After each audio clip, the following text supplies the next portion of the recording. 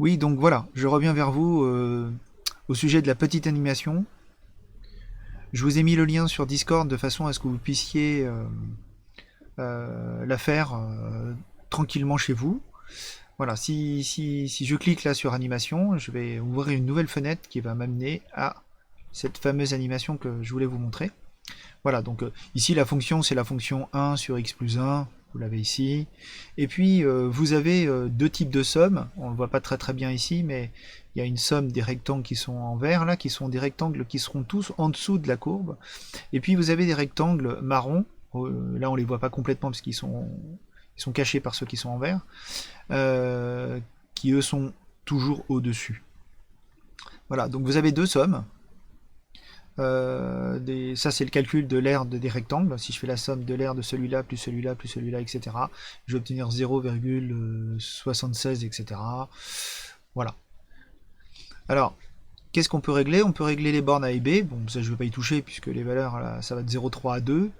Hein. Donc l'intégrale ici ira de 0,3 à 2 de la fonction 1 sur x plus 1 des 2x. Et ce que je vais bouger, c'est le nombre de rectangles que je vais avoir. Voilà. Donc évidemment, si je diminue le nombre de rectangles, vous voyez que les deux sommes, qui sont 0,75 et 0,93, s'éloignent l'une de l'autre, puisque il y a les différences qu'on voit apparaître ici, là, ce sont les rectangles marrons. Si j'augmente le nombre de subdivisions, on va monter à 25. Donc vous voyez, on voit toujours qu'il y a une toute petite différence entre les deux, mais si je fais le calcul de l'aire des rectangles en vert et de ceux qui sont en marron, j'obtiens 0,82 pour ce qui est en dessous et 0,85 pour ce qui est en dessous. Au-dessus, pardon. Voilà. Donc si j'augmente encore plus, je vais mettre au maximum 30, vous voyez que j'arrive à 0,82, 0,84.